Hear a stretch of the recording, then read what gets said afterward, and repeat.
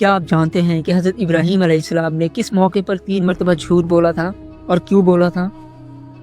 حضرت ابو ہریرہ رضی اللہ عنہ سے روایت ہے، حضرت ابراہیم علیہ السلام نے صرف 3 مرتبہ ایسی بات کہی جو ظاہر میں حقیقت کے خلاف لگتی تھی، لیکن وہ صرف اللہ کے لیے تھی۔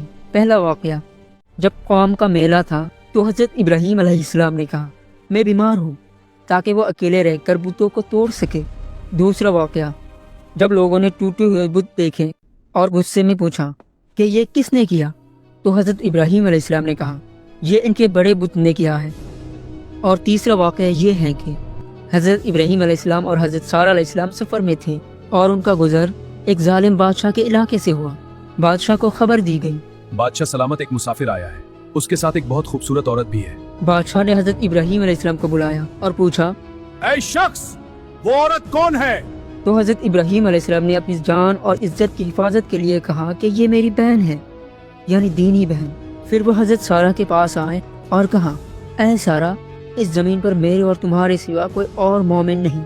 اس بادشاہ نے مجھ سے پوچھا کہ وہ عورت کون ہے، میں نے تمہیں اپنی بہن بتایا ہے، اگر بادشاہ پوچھے تو میری بات کو جھٹلانا مت۔ جب حضرت سارہ کو بادشاہ کے پاس لے جایا گیا تو اس نے بری نیت سے ہاتھ بڑھایا اور اسی لمحے اس کا ہاتھ سخت ہو کر جم گیا۔ وہ گھبرا گیا اور بولا اے عورت، اللہ کے لیے اپنے رب سے دعا کرو میرا ہاتھ ٹھیک ہو جائے، میں تمہیں نقصان نہیں پہنچاؤں گا۔ حضرت سارہ نے دعا کی اور اس کا ہاتھ ٹھیک ہو گیا، لیکن جیسے ہی اس نے دوبارہ ہاتھ بڑھایا تو اس بار پہلے سے زیادہ سختی سے جم گیا۔ تیسری بار بھی یہی ہوا۔ اب بادشاہ ڈر گیا اور اپنے پہرے داروں سے کہا تم میرے پاس کوئی انسان نہیں بلکہ کوئی روح یا شیطان لائے ہو۔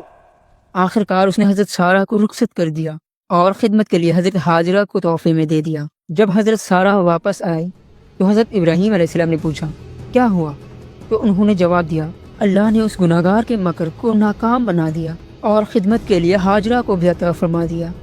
حضرت ابو ہریرہ رضی اللہ عنہ نے فرمایا اے اہل عرب، یعنی اولاد اسماعیل، یہی ہاجرہ تمہاری ماں ہے۔ سبسکرائب